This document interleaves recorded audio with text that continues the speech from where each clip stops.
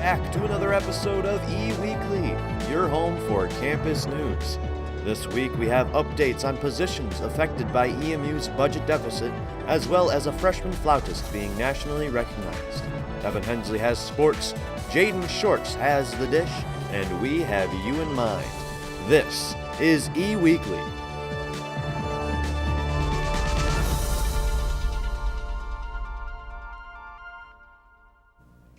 Welcome back to E-Weekly, everyone. I'm Sarah Poderacki, and we are midway through March, which means this Saturday is St. Patrick's Day. Expect to see plenty of green in all the stores and around town, as the country is guaranteed to get festive with the day. You may also see some green outside. The weather's finally starting to clear up. I'm Nina Maria Badalamenti, and Sarah's going to start us off with some news. Local Washtenaw County tattoo parlors took part in a fundraiser inspired by the Me Too movement this past Saturday. Carrie Metz-Caparuso designed a modest 2-inch black rose design for this event. She is known for her colorful work at Lucky Monkey Tattoo Parlor on Packard Street in Ann Arbor. These tattoos were $50 each, with all proceeds going towards survivors of sexual assault and abuse through the Joyful Heart Foundation. There were 4 other locations in the surrounding area that also contributed in this fundraiser. I myself ran out, and the tattoos are beautiful. Overall, the event was a success as the parlors had lines out the door. When all was said and done, the shops raised over $11,000 on Saturday. Despite being tired from constant work, Metz-Caparuso had a bit of an adrenaline rush while seeing the endless support. She was amazed to have surpassed $10,000 and hopes to reach out to different organizations to make this an annual event. Eastern has eliminated 42 open positions and had laid off 17 people from its staff as an attempt to reduce its budget deficit. The staff was informed of these cuts last Thursday on March 8th. The $4.5 to $5.5 million budget deficit due to declining enrollment has the university facing some challenges, but budget planning and reductions are continuing to be implemented around the university. Changes around campus include cuts to supplies, services, and materials to go with personnel reductions. Credit hour projection is at an 11.6% decline from only 4 years ago. President Smith shared his concern that this decline is a result of fewer high school students enrolling in college and more people choosing to go straight into the workforce instead of deciding to get a higher education. The low enrollment numbers continue to decline as enrollment has fallen to 20,313 students, 3.8% lower from last year. This summer, someone will be moving into their newly renovated home thanks to the Habitat for Humanity Women Build Committee. 4 women arrived to McCarthy Street in Ypsilanti Township at 9 a.m. last Thursday to begin work on a new home that will continue into the summer. The Women Build program has been transforming houses into homes for the past 4 years, with the goal in mind of giving a home to a woman in need. Future homeowners are required to take part in 250 hours of work alongside others while completing the project, as well as taking classes to maintain their new home stably. The organization has gained a bit of a following over the past few years and has gained sponsorships, including Lowe's. $44,000 has been raised this year to help the project get underway. The goal is eventually to renovate 2 homes every year. Last week, Ypsilanti City Council took a vote that resulted in postponing Eastern's 35-year privatization parking agreement with Preston Hollow Capital. The city has been given little notice about the agreement and has asked for more information in concern of the effect it will have on the community. The university will receive an upfront payment of $55 million, but this agreement may not have the best outcome for the surrounding community. Privatizations are tax-exempt, which require them to be approved by the City Council according to a federal act. Not only was the surrounding community uninformed of this decision made by the Board of Regents, but the students and staff had little say in the matter as well. Several dozen EMU faculty, staff, and students were present at the City Council meeting expressing their concerns as they felt that they were not involved enough in the decision. The decision has been postponed until next City Council meeting on April 17th. We'll take a quick break. When we return, we'll have a spotlight on an EMU freshman. Stay tuned.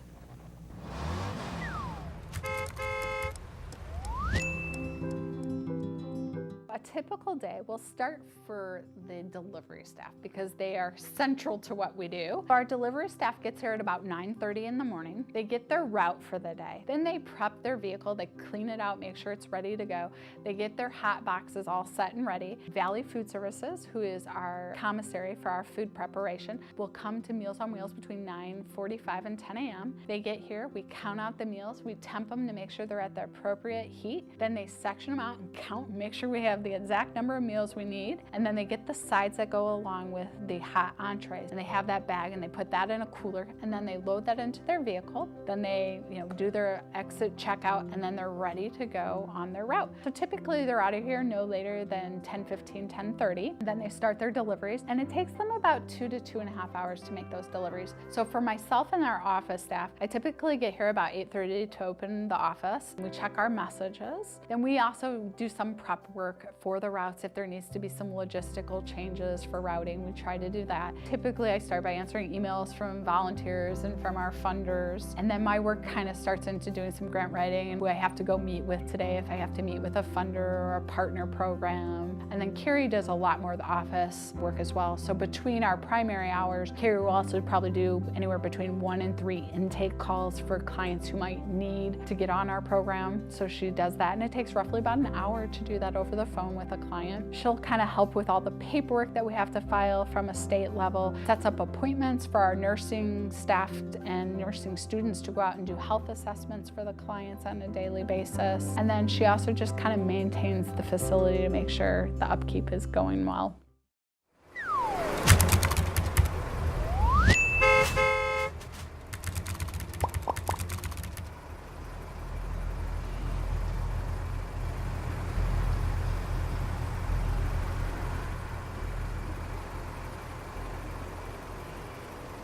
My favorite band just put out a new CD. I was super excited. I've been waiting forever for it to come out. But I was having a little cash flow problem. I asked some of my friends if they had the new CD yet, and they said I could get it for free if I found a pirated copy online. Without hesitation, I went on my computer and I found a website that had a free pirated copy, and I clicked download. It was that simple. After downloading it, I went to my computer and I opened my music player to listen to it, but my computer had slowed down to almost a stop. All I ended up with was a virus. Not my band's album. I guess when you pirate anything, you run the risk of an infection. Not to mention if you get caught, there could be legal issues. It really does pay to pay. My name is Emma, and I'm trying to be e-safe. Welcome back to eWeekly. An EMU musician was recognized last month for her talents. Kayla Cieslik was one of 20 collegiate musicians selected to perform at the United States Air Force National Collegiate Symposium in early February. Cieslik, a freshman majoring in music performance, had a successful audition and was one of 2 flautists chosen to play in the symposium. The competition is open to anyone from freshman undergrads to seniors working on their masters. All one needs to do is send in an audio recording of a performance as well as the credentials they may have. The 3-day symposium gave performers the opportunity to workshop and further their learning experience in their music performing careers. On the 3rd day of the event, the students and the Air Force Band performed the music they had been rehearsing over the weekend. Cieslik said she felt inspired to be on stage with so many other dedicated musicians while being reminded she chose the right career path. EMU's physical plant is in the process of installing new solar panels at their bus stops. There will be a total of 10 new panels at various bus stops on campus and in the surrounding area. Some of those stops include those along city bus routes 3, 4, and 5, which connect Ypsilanti and Ann Arbor. The goal of this $14,000 project is to ensure students a more inviting environment at these stops during the evening and night hours. Solar panels were used in hopes of taking steps towards the university's overall goal of being more cost-efficient and reducing its carbon footprint. This project is a part of EMU's ongoing effort of continuing sustainability as well as safety and security, as in addition to its recent lighting projects and new energy-saving cogeneration system. Still to come, Evan Hensley will be back filling us in on how the men's basketball team did in Cleveland. But for now, we have The Dish with Jaden Shorts. Thank you, Sarah. Hey, Eagles. I'm your host, Jaden Shorts, and you are watching The Dish on eWeekly. This past weekend, our Greeks had fun attending Act Like a Noob Day for Kappa Alpha Psi's Kappa Week. 4 different teams took to the floor in Pray Harold's lecture hall to stroll like Kappas do. The teams didn't hold back and were competing to win. Only one could walk away victorious. And I'd like to send my congratulations to Team For the Culture for showing up and taking the dub. The event was all for fun, and For the Culture will walk away with some bragging rights this time around. If you missed the fun with our Greek life, maybe you can make up for it with one of our amazing new organizations, Style, at their event called Wow Fashion Matters this afternoon, Wednesday, March 14th, in Walton Lounge from 6 to 8 p.m. Discover many different aspects of the fashion world while seeing a variety of demonstrations. Not to mention, this is a positive learning experience on why fashion actually matters. Be sure to enter in the raffle for your chance to win a free full-face glam makeover or a photo shoot. You can contact them on their Instagram at style_EMU. As for the dish, that's all for this week. I'm Jaden Shorts, and Evan Hensley will be back after the break with an Eagle Sports update. Thank you. A lot of people know the book and the movie and they love it. It's like a classic. Everyone at my school who's my age knows Holes. But they just have to keep an open mind because it is on the stage. It's going to be different. It's hard because we're sharing the stage between the modern times and then the multiple flashback scenes that happen. So it's just incorporating that knowledge of there's theater magic going on at the same time.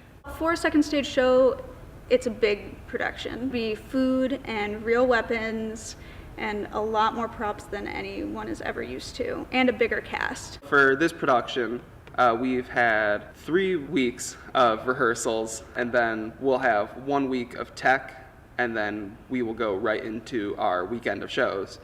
That's a lot of fun, but it is a very quick process in which we have to get everything up to speed, including actors memorized, blocking down, and the set design built and ready. Since we don't really have crews for this show, we also don't have microphones. So the biggest thing I've had to work on is projection. And Christine will sit in the back of the theater and be like, "You're too quiet!" Getting hit in the face with a shovel is definitely a new one. I've been in fight calls before, but even though it's one of the shorter fight calls, it's definitely one of the more dangerous ones. I was a bit nervous going into it. You have to put a lot of faith in the other person, and we've run it so many times. I trust Chris fully, and I think we do a pretty good job of making it look realistic. So I've taken the Trojan Women's set and added new elements, taken some of the elements away. There are no crews for this show. There's not even a crew head. It's just the designers. So I've been doing all the props. I've been lucky enough to have one of the leads come in and help me with quite a few things. There's a lot happening in this show. There are digging sequences between all the boys at the camp and the flashbacks and when we close our holes and where we enter from. So it's just a lot of memorization. It's just a challenge trying not to do the exact same things that the actor in the movie did to portray the character, because then it's just going to be like you're watching the movie all over again when really you should be making the character your own. I think the biggest thing I would say to someone who's looking at going into theater, throw yourself out there, because I walked into the audition process with 1 minute left. And I was terrified. I've made so many friends and I've learned so many things. And I would not be the person I am today had I not walked into that room right as auditions were closing. The part of this production that I probably enjoy the most as we're getting closer to Tech Week is the final product. We've come so far from the beginning of, stumbling over lines, not knowing where to be, when to be. It sounds cheesy, but it means a lot. Just seeing the progress everybody has made. It's just amazing what these people can do with that short amount of time.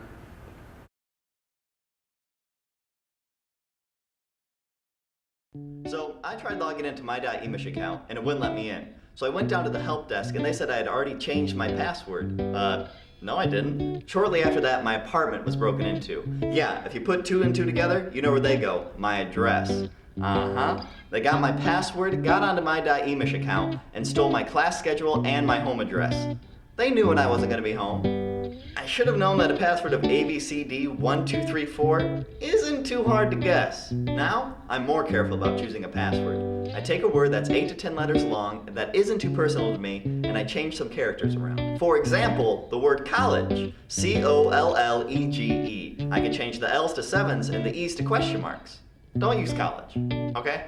You have passwords for a reason. Take the time to make one that is unique and easy for you to remember, yet hard for someone else to figure out. My name is Daniel, and I'm trying to be safe. Welcome back, this is Eagle Sports, and I'm Evan Hensley. We're going to start off with a recap of last week's men's basketball, which was the definition of an emotional roller coaster. The team's first game in the MAC tournament was last Thursday against Akron. The team needed a late 21-1 run to be able to defeat the Zips 67-58. The Eagles trailed 31-22 at halftime, but a 45-point second half allowed the team to rally and overcome a large deficit. Elijah Minnie was able to keep the team on track with his double-double featuring 21 points and 14 rebounds on the game. Tim Bond and Paul Jackson each put up 15 points apiece, while Bond added to his steals record with 4 on the game. James Thompson was shut down in the game due to being in foul trouble, as the Zips were able to limit him to 5 points and just 2 rebounds. The team's next matchup was against the Rockets of Toledo in the semifinals. The Eagles beat the Rockets both times this season, but in this one, the Rockets finally were able to figure out the EMU zone. Marion Jackson hit the go-ahead three-pointer with 9 seconds left to seal EMU's fate, 64-63. The game was called after the shot clock stopped after the go-ahead 3. It paused for over 2 seconds as Kevin McAdoo drove the length of the court and missed a layup. A jump call was called with 0.8 seconds left on in regulation, but after the officials looked at the tape, they determined that the game should be over. Paul Jackson, who wound up collecting all tournament honors, put together a 26-point performance to go along with his 6 assists. Minnie added to his 13 points and 7 boards to go along in the nail-biter. Thompson was limited due to foul trouble again to 8 points and 5 rebounds in a very mediocre tournament performance. The Eagles fell 2 wins shy of an automatic bid to the Big Dance, but a little shock hop will do fine also. EMU hosts Naira University of the Mid-Atlantic Athletic Conference tonight in the first round of the CollegeInsider.com tournament. You can catch the game on WEMU 89.1 or ESPN3. The Eagles baseball team took this weekend's series against the Oklahoma State Cowboys with a 6-5 victory on Sunday afternoon. The 5-10 Eagles made a late comeback to top the Cowboys behind a Nick Jones sac fly in the 7th to tie the game at 5 and an Eli Gore RBI single in the 8th to put the Eagles on top for good. EMU had a solid outing from Luke Devaney, and he went 6 innings and gave up 5 runs, only 3 of which were earned. The senior was 14 strikeouts in 22 innings this season, but Mitchell Sparks came up huge with 3 scoreless innings as he went on to win the game. Sparks is a left-handed junior and has had some phenomenal outings this season, mixing in some ugly innings as well. The Eagles have the week off before they head to Texas Rio Grande Valley this weekend to play 2. The Eastern Michigan wrestling team has tied a school mark for the most wrestlers qualifying for the NCAA championship. 5 qualifying wrestlers ties the mark set in 1989 as well as 1996.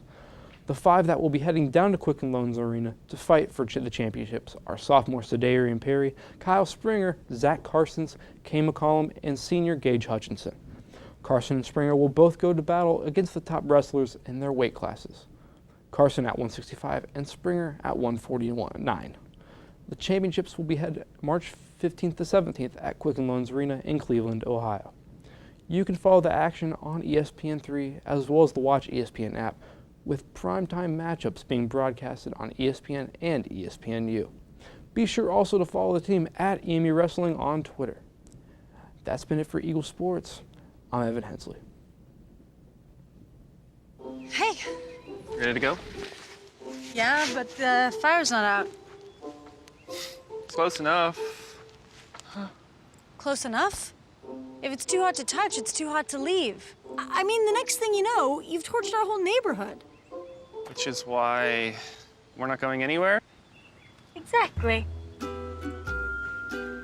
9 out of 10 wildfires are caused by humans. Only you can prevent wildfires. Hi, I'm Gordon. I'm here about your job opening. Hi, I'm here about the job. Hi. The word you'll hear most often during a job hunt? No. One expert says you can expect 20 rejections before you get your first maybe. So don't be down on yourself. Be sure your resume is flawless, or you'll never see the inside of an interview suite. Be punctual for interviews, but no earlier than 5 minutes. A firm handshake is important. And look the interviewer in the eye. Don't be a downer, dude. Speak in positive terms about school and your previous employers. Sit alertly during your interview and show you're human. Smile a little. And follow up every interview with a thank you letter, expressing your interest in the job and why you think you're qualified.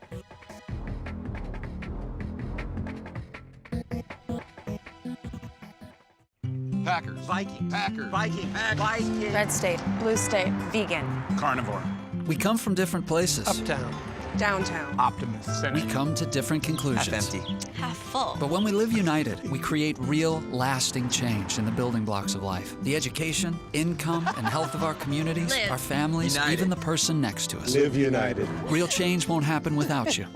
So give, advocate, volunteer.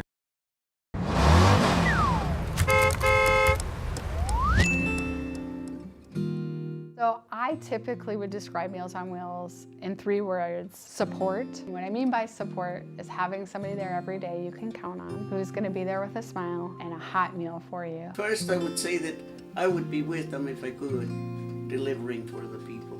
Observant? Oh, that's a tough one. I would say, well, more than a meal. I guess that's 4, but close enough. It's helpful. I mean, just the fact that somebody's doing something for you should make you feel better. Abundance. Fulfilling is probably the main top one. They're good. I think that we are a compassionate organization. I think it's great. I give it thumbs up. It keeps us independent. Yes. It's the easiest, most fulfilling job I've ever had. It keeps us independent so we don't have to depend on anybody. Independence. Caring and steady and present, like we're present for these people, every day. Joyful, brings a lot of peace and a lot of happiness to you at the end of the day.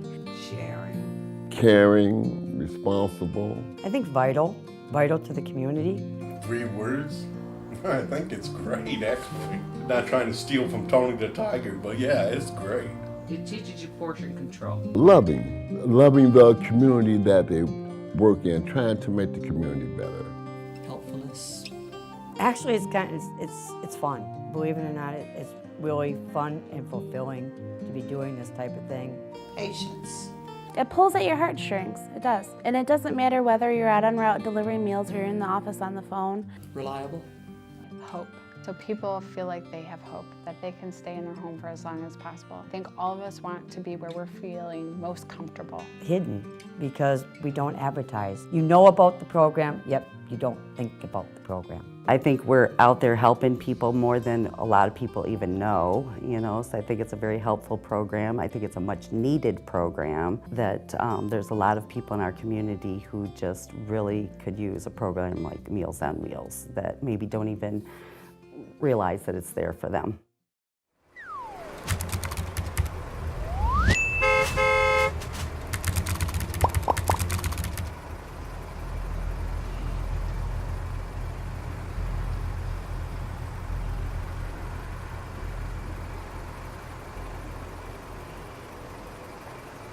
Welcome back to E-Weekly. Now, I don't know about you, but I'm ready to get my St. Patrick's Day celebration underway. But before I do, Gabrielle Reed has Eagle Encounters. What's going on, Gabrielle? Well, welcome back to this week's edition of Eagle Encounters. Thanks for sticking around. I'm Gabrielle Reed, and I have everything you need to know for this upcoming weekend. This Thursday from 9 to 11 in the Student Center, room 300, enjoy Jazz Night. The unique setting makes it feel like a live jazz nightclub. Admission is free, and you can enjoy food, dance, and mocktails. On Friday, head over to EMU's Honors College for their annual lock-in. This event is full of food, prizes, and live entertainment, including a performance from Lane. You do not have to be an Honors College student to attend, and you also won't be locked into the building. The event starts at 6:30 and will run till 10:30. Enjoy the free fun evening. EMU's Theater's opening night of Holes will also take place Friday evening at 7 o'clock. Directed by Christine Tanner and starring our own Sarah Potoracki, check out the theater department's latest project. They've been working under a very tight schedule. There will be showings on Friday and Saturday at 7, as well as Sunday at 2 p.m. Tickets are available at emutix.com for $7. EMU's Friday Night Movie is back, this time with the 3rd installment of the Pitch Perfect franchise. The first showing is at 8 o'clock, while the second is at 11:30. Admission, as always, is free and open to the public. There isn't much else going on this weekend, so take advantage of those end of the week opportunities. There will be another Wellness Wolf Day next Thursday, in the Rec IM. The sun will start to peak out again this weekend with temperatures finding the mid-40s and even reaching 50 on Sunday. Lows will still be in the 20s, but I think and hope the snow is done for a while. Enjoy the weather, Eagles, and have a great weekend. I'm Gabrielle Reed, and this has been Eagle Encounters. Thank you, Gabrielle. Actually, quick update on the EMU Theater, the show. We actually sold out as of this morning, so there is a preview happening tomorrow, Thursday, for $5, cash or check at the door. Wow, how exciting. Yeah. How do you feel? Are you prepared? Are you excited? I am running on caffeine right now. It's definitely, since it's my first show at Eastern, it's a bit overwhelming, but I'm excited. I got my nails done for it, ready to claw some faces and scare some people.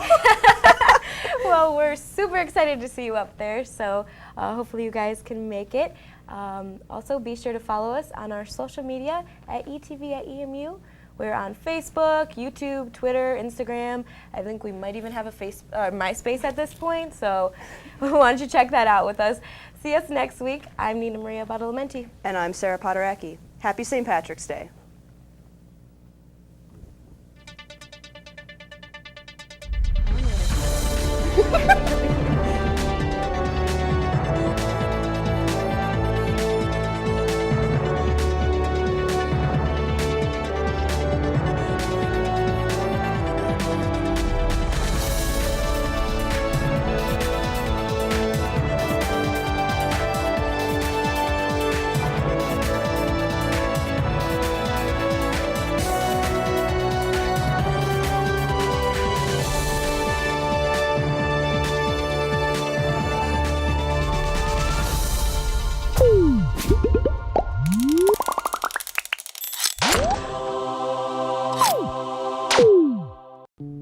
Birthday was coming up fast, so I needed to go out shopping for something quick.